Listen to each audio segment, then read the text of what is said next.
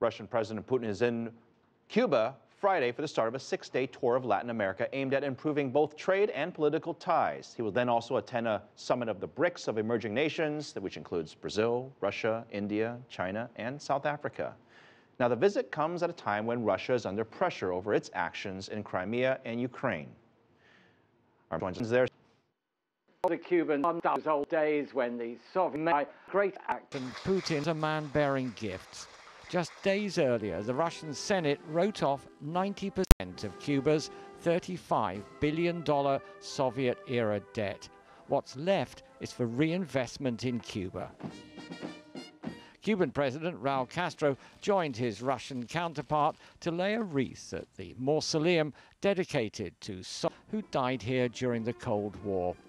It's a reminder of just how strong their alliance was before the Soviet Union, when tens of thousands of Soviet troops were stationed here, just 150 kilometers from the United States.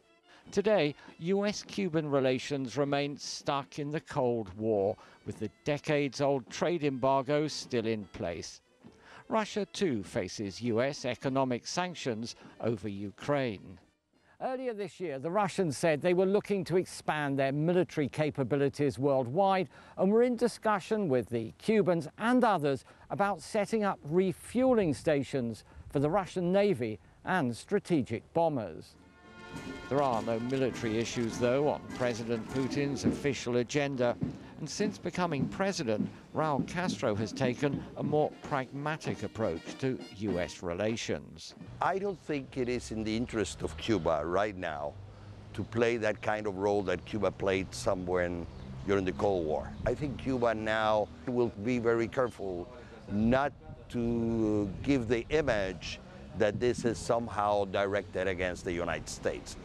What the Cubans are most interested in right now is foreign investment, especially in the planned tax-free development zone around the new port at Mariel.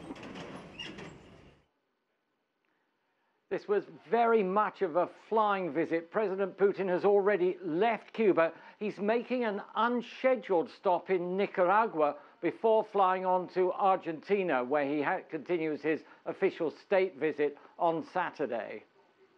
All right, Michael, thank you. Have a good evening there from Havana.